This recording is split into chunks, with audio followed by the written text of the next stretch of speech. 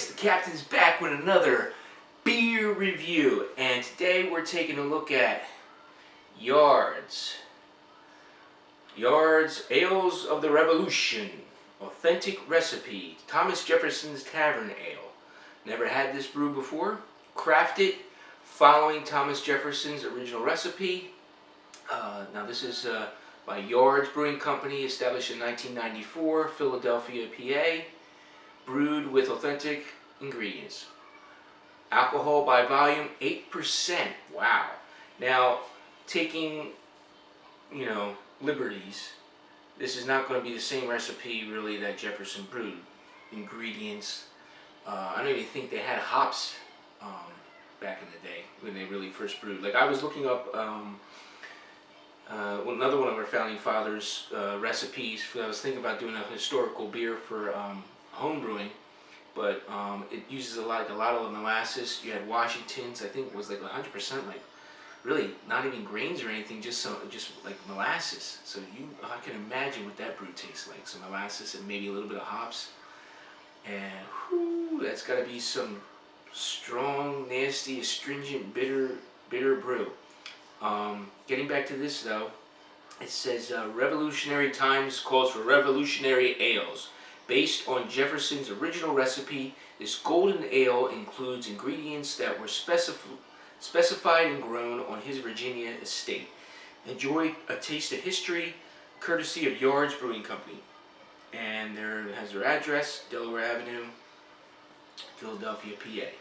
So let's give this a crack. Like I was saying, I looked up Poor Richard's brew. I was looking at that. That's by... Jeez, I'm losing my train of thought. Ooh, I like the color, nice golden color.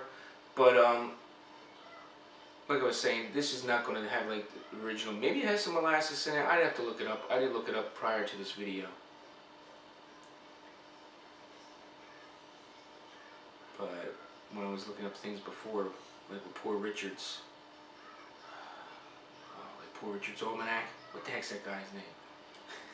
The father of Philly. Oh my goodness. The captain's, I haven't had anything to drink yet. I'm losing my train of thought. So there's the color. Nice. Has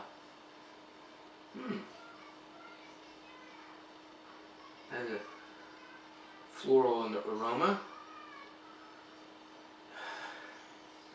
Sweetness on the notes, not overly carbonated. Cheers, guys. Let's give this a taste test. I like the head, nice frothy, creamy head.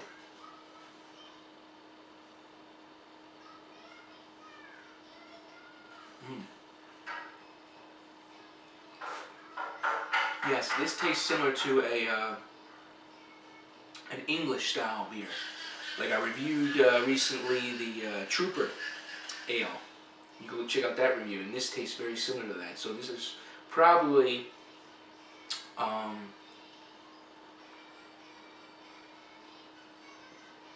with the time period and stuff, and similar to a an English beer, an English ale. His recipe, very bitter. Not very bitter, but to me, there's a lingering. A lingering bitterness on the tongue. Okay, it's not. You have that sweetness. There's a sweetness on the tongue going when you first take that sip, initial sip, and then the bitterness washes down the back of the throat and lingers. So I'm not sure what the IBUs is on this, but it is an 8% beer, and it does not taste like an 8% beer. It's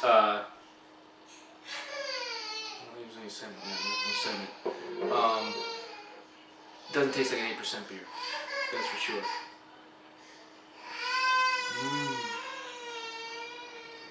The natives are restless once again. It's getting close to nap time, I believe. Yeah, I'm enjoying this. On the captain's scale, I'm going to give this 7 out of 10. Benjamin Franklin. I knew it'd come to me. Benjamin Franklin's Poor Richard's ale. Tavern ale. He has a tavern ale as well.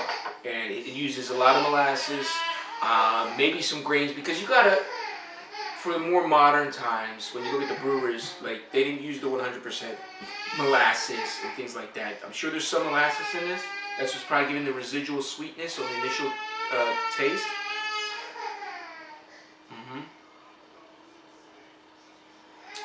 But yeah, but very, if you don't like IPAs or bitter drinks, to me this is bitter. Not as bitter as an IPA, but I think they had to put the bitterness in there because of the high alcohol content. It'd be way too sweet. It'd be more like a malt liquor if it, was too sweet.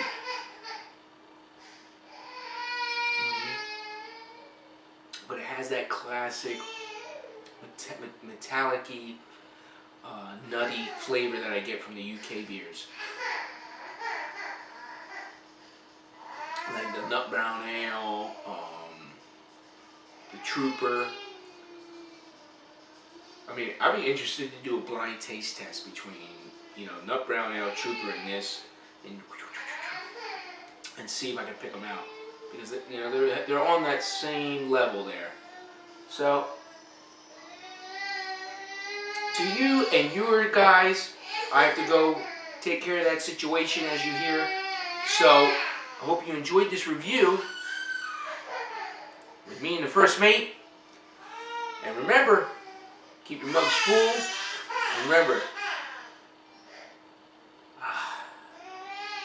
let's set sail.